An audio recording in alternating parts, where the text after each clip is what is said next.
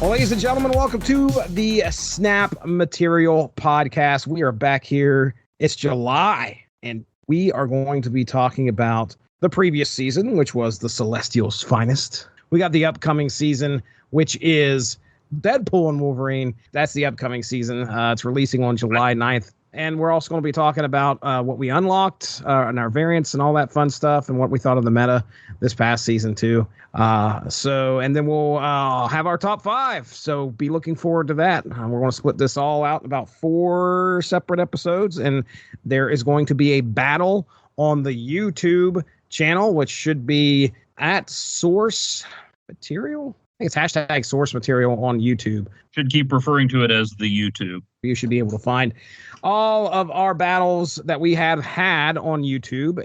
That's right, in person. There's only been a couple, and some streaming on there as well, so you can check that out. But with that being said, let's get into our discussion here on last season, which was the Celestials' finest, released June 4th, 2024. Our first card we're going to be talking about here is Gilgamesh. 5 cost, 9 power. But you said it was originally 5/7. 5 cost 7 power. So they buffed him pretty quickly, if I remember right. I think they were worried that not as many people were using him. I had fun using him, but he kind of makes Abomination obsolete now. True. After I got those sweet variants, I had a deck I was using Abomination in pretty regularly, and I'm like, finally, can you use this guy? And I got that weird Thunderbolts variant, and then I was like, why would I not use Gilgamesh? Yeah, power creep is at least the same power. On reveal, +1 power for each of your other cards in play with increased power. Did you want to actually finish reading it before I gave my commentary? Oh, don't worry, I hopped right in there too. No big deal. I saw him a handful of times. This was the card that came with the season when you bought it, right? Correct. Yeah. I still didn't seem like I ran into him a whole lot, but when I did, he was definitely a problem. I played a game today, I think it was earlier this morning, where I was just like, okay, I'm ready to go. I want to win this thing. And then Gilgamesh come out. And then I think he turned around and did Silver Surfer after Gilgamesh. And I was like, okay. But I shouldn't say that. I think it's Silver Surfer first, then Gilgamesh, because it's an on reveal +1 power for each of your other cards in play with increased power. So anyway, either way, he was a force to be reckoned with. I used him a lot from the get-go, and I found it was when a friend of mine slapped me around with a deck with him and Thor and Beta Ray Bill and Sage that I kind of took that. I'm a great deck thief. I understand. Forget to give credit, but yeah, I used that one. He eventually made his way into that became my MCU hammer deck.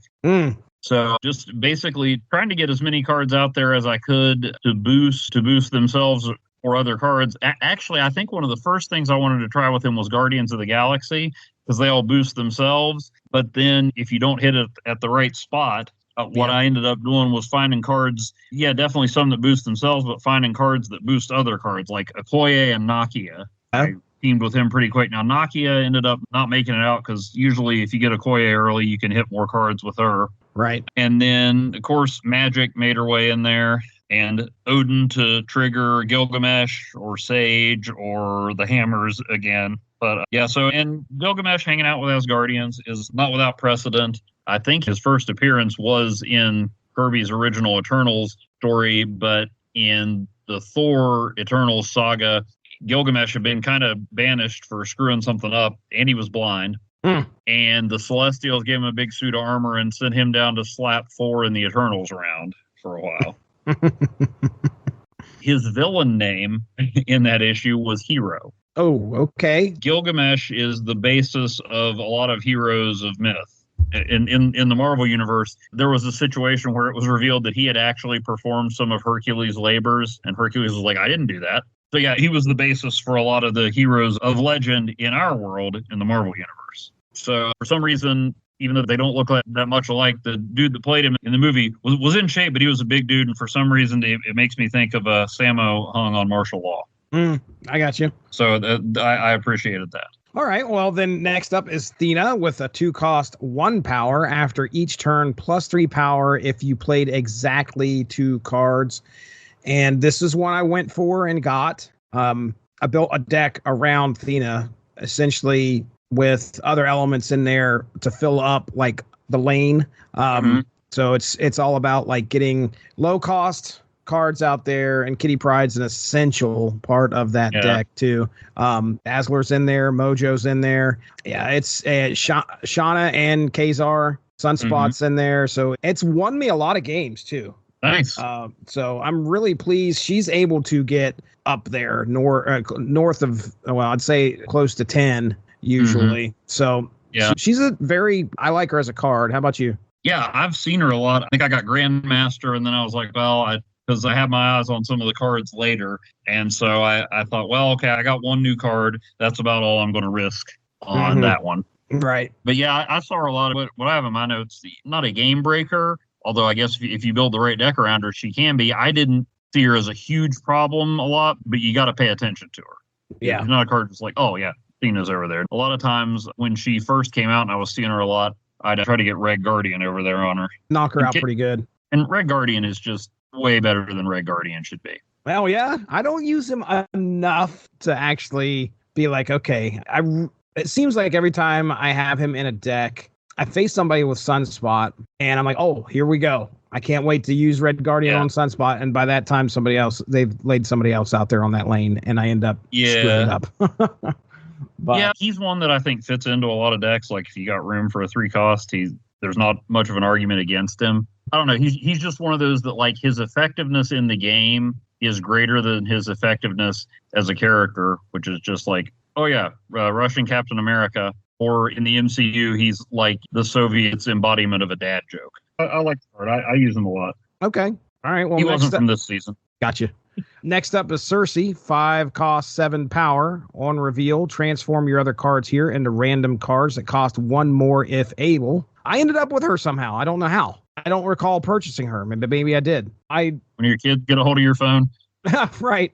I'm scrolling through because I was looking at what I needed to write down for unlocks today, and I'm like, wait, I unlocked Sersi? When did I do that? I know I've used her a couple times, and I think I remember like the reason why I got Sersi. It's coming back to me a little bit. I think I was like, oh, this is definitely Chaos Incarnate here. I lay out a bunch of 1s and watch them become 2s. And I'm starting to remember some games that it was like, well, sometimes you don't want that to happen. Yeah. It can backfire. I wish I could remember the 2 cost card that ended up like almost costing me the game. But anyway, I got her. I used her a little bit. Obviously, I forgot about it. So I haven't used her enough. But how about you? Yeah, I tried for her twice. Got Meek and David Max Phoenix Force variant. Was pretty cool. But did not get her. And then again, it was like, okay, well, I'm saving my spotlight keys. I've seen her several times, and she's another one of those cards that, like, I wouldn't say that she doesn't make a difference because she can, or she can backfire, but not one that I'm like, oh, crap, they've got Sersi. I think it was just yesterday, I got her probably with an Arishem deck, not to get too far ahead of us, and did confirm that she will turn a 6 cost card into a 7 cost card. Ooh. I forget if she ended up there randomly or if I played her there. It didn't seem like it would be the best idea to play her somewhere where I had a 6 cost, but I did, and she turned them into Arishem. Okay. What others is Death a 7 cost? She'd be an 8 cost. So she's 8. If you play it on a 6 cost, you're going to get Arishem pretty much. I was going to say, yeah, good. But yeah, most 6 cost cards, I guess if you've got a turn 7 or you played Arnim Zola early, you have nowhere to go. But yeah, like I said, I'm not sure how it ended up that way, but I was just like, oh, Arishem, okay. Because I wondered about that. When it came out, I'm like, so if there's now a 7 cost card, does that mean she would turn a 6 cost into a 7? Yeah. All right. I mean, nothing to plan around, but if you ever are in that situation and you got Arnim Zola or the leader sitting there, or you got Null for nothing from the raft and haven't destroyed anything, it's worse ways to go. So I remember now, because it just took me a couple seconds to scan through the 2 cost cards. Yeah, I turned a 1 cost card into Carnage. Oh, ouch. Not my favorite move. And anyway, all right. So after that, it's Makari, 3 cost, 4 power. After the turn, runs from your hand to a random location if possible. And yeah, I've seen her a few times, and each time that she shows up, I'm like, man, I wish I would have got that card. It's one of those cards where not much of a downside. She takes up maybe a spot. That's it. Oh, yeah. Yeah. Yes. I did get her. Got her on my second try. And yeah, I put her in just about anywhere. If you've got a 3-cost that you don't have a card you need in there, what's the downside? Yeah. If you got a slot for a 3-cost. I did get a Gladiator variant before her, which, oh man, I'm just going all over the place. Well, you're all right. Take this outline and shove it, Starcher. Sure. Yeah, of course, I immediately put her in my Surfer deck. And then I'll talk a little later, I made a new kind of Surfer deck that I also stole from somebody. but I thought about it too. But yeah, like you said, she's if you draw her in your first hand, on your first turn or second turn, you've got a 3-cost 4 power down before you could even play it. Wow. And every once in a while, if the draws don't go right, you don't have that many cards for Surfer to boost up. So it's always good to have another one out there. Yeah. All right. Well, next up after that's Phastos. What we had this discussion, I thought. How do you pronounce Phastos? Phastos? Phastos? Phastos. Yeah, I think it's a nod to Hephaestus, okay. The forge for the Greek gods. Yeah. But I always, when I heard his name before I saw him in the comics, and even now having seen him in the movie and on the card, I think of Fisto from Masters of the Universe. Yeah, that's who I see. Oh man, Phastos, 3-cost, 3 power. On reveal, give each card in your deck -1 cost or +2 power. And yeah, this was one where I was like, okay, do I want to try to spend a key? So I didn't play very often this season. I didn't have very many keys this season. I think I'd used a lot of them on the Blink in Time. And I was like, oh boy, I don't know if I wanted to try and get him. So I didn't. I saved my key. And then what ends up happening is I end up spending tokens for the next card anyway. So I only had like a couple keys. And there's a very good possibility I would have not walked out of there with Phastos anyway. This is a card that, gosh, it would help out. If you can, it's almost like Arishem gives you +1 power. If you can get every card in your deck +1 max energy, sorry. And if you can give each card in your deck -1 cost, my gosh, it's... Yeah, he gives some of them -1 cost and some of them +2 power.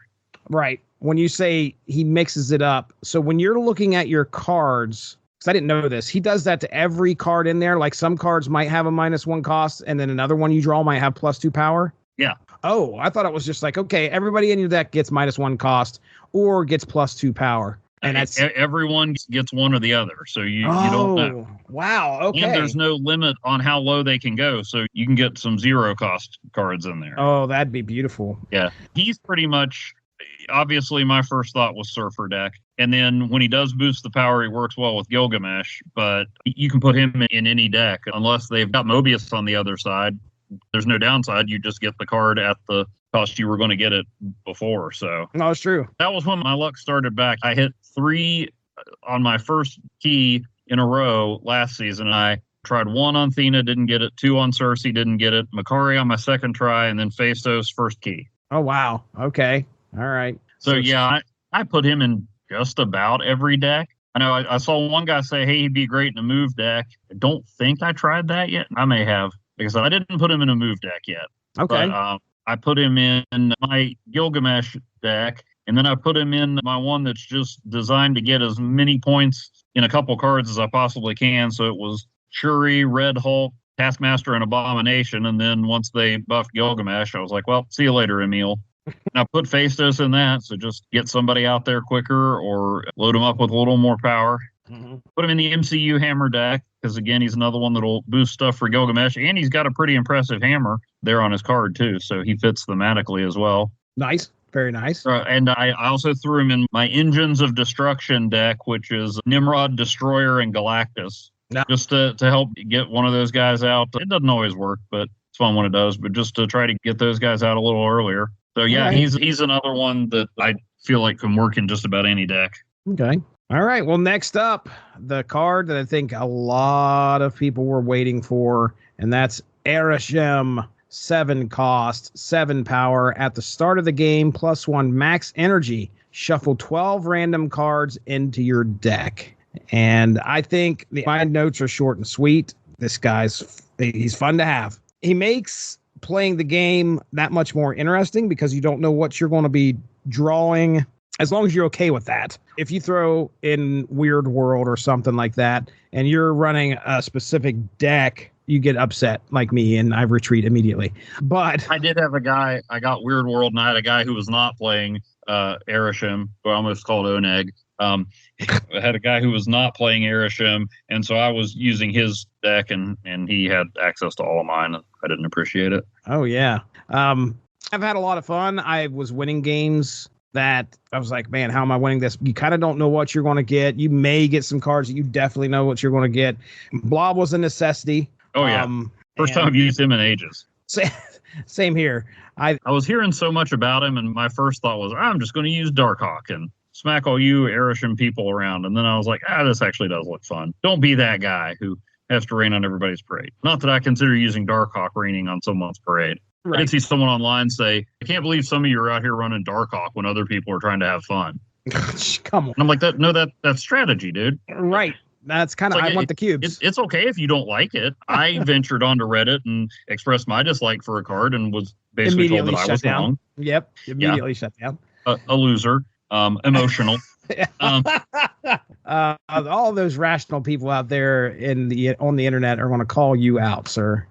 Oh, it wasn't quite as bad, but I was just like, really? Nobody else feels this about High Evolutionary? Nobody? I don't get it. I mean, he's not an unbeatable card, but I still say he has no downside at all. I agree. I hate him. There's other cards with much greater upside, and clearly there's other better performing cards, but what's the downside to High Evolutionary? Mm-hmm. That's right. Anyway, but that's fine. Anyway, I'm not emotional. Who are you calling emotional? Right. Back to Arishem. Yeah, I made an Arishem deck and an anti-Arishem deck. I, of course, thought, I'm like, oh, Blob, that's a great idea. And so did everybody else, because it's not a huge secret. Yeah, he's not. You're like, hey, Blob. And I'm like, yeah, good one, Jesse. I'm not alone.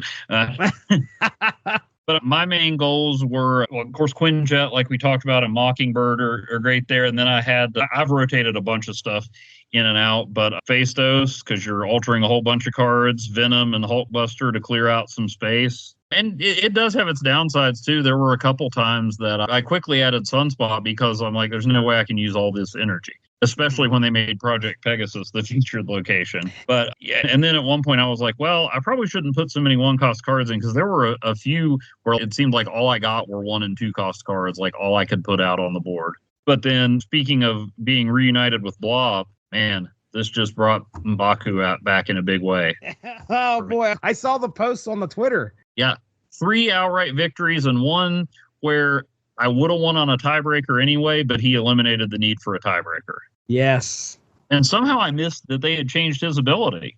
It used to be he jumped to a random location. Then it was he jumps to your lowest power location that isn't full. So he's like even better than he was. Whoa. That's awesome. So yeah, at first I took him out, and then I'm like, no, I need the joy of M'Baku. I didn't put M'Baku in any of my Arishem decks. I have 2 that I'm running, and I forgot to put him in there. And even after seeing the posts, I was like, oh, M'Baku, he must have got him randomly. Why would I even think that? I don't even know why I would think that. You even shared the deck with me. I took him. Yeah, M'Baku is to me as Legion or Quake is to you. Yes, indeed. Even if he's not in my deck, he's not far from my heart. Right. Yeah, and like I said, you could make the argument that statistically or whatever, he's not a must-have in there, but it's like, okay, I'll take an extra loss for the joy that comes from an M'Baku victory. Oh, yeah, that's not... Like, you can have your cubes. All right, next up, we're going to talk locations, which, by the way, ladies and gentlemen, Arishem, remember that, because Arishem is going to be making an appearance in our battle that we have planned for this discussion. But let's talk about locations first. And our first location is World Forge. Replace one of the other locations each turn. And I think when we were recording last, we had just started right after the season began. World Forge was out there, and I remember complaining initially, I think on the podcast, and then you were like, you put down here, let chaos reign. And I'm like, you're right, I did. What was I thinking? And then the rest of that night, I started playing, and yeah, I had a lot more fun because I was watching these locations turn left and right. So I had a good time with it. It's not Tarnax 4. I don't know what will be Tarnax 4, but World Forge was fun nonetheless. How about you? Yeah, I remember enjoying it. I don't remember a whole lot about it, but it was neat. I know this one and the next one, I'll go into it more, kind of made me less reliant on a card that I have in a lot of my decks. Oh, really? Okay. Yeah. So the next one's Eternal's Arc. After turn 5, flood the other locations. So kind of continue with what you're talking about. Well, if there's anybody I put in more decks than Luke Cage, it's Magic. I am the guy that whoever made the meme, should I put Magic in my deck? Nah, the other player will have her. I'm always like, I need one more turn. I need one more turn. And if you're not careful with Magic, I'd be like, okay, those locations will be locked down. And I'm like, well, wait, if I use Magic, I'll lose that turn 7. Mm-hmm. And then, so I have to play it on the Arc. And then the other locations aren't flooded. So it was like, it's like the one emote they have, or the memes you see of the calculations running through someone's head, except mine, it would start to gear up and then they would all just fall. It'd be like, okay, 7 turns and 2 locations locked down. Wait, no, that doesn't work. So I think I made sure to use Jeff. I don't know if I actually brought War Machine back for that one, but I made sure Jeff was handy. Yeah, I was not excited about this location at all. And I don't know why. The moving that you're talking about there, using Nocturne, Jeff, and Vision, it just didn't occur to me to do that, or at least make a deck and then make a run of it. I think I've seriously played maybe up to 5 games that day. Granted, there was some stuff, if I remember right, by the end of it was about 10 o'clock, and I'm like, I haven't played Snap today. I just never played anything on that day. So I don't really have much to talk about. I think I played a couple games and just like, whatever. But that's not exactly a glowing review. But again, sometimes you have those days where you just don't have a chance to. Usually I really like location days. And I don't know why, but that location, I was just like, I'm not a fan. I wasn't a fan. But you can make it work. Obviously, maybe your strategy. You were a little too negative, an Arc overreact, if you will. But or if you won't, maybe you shouldn't. I don't know. Thanks a lot for joining us. Make sure to tune in tomorrow for the next installment of Snap Material.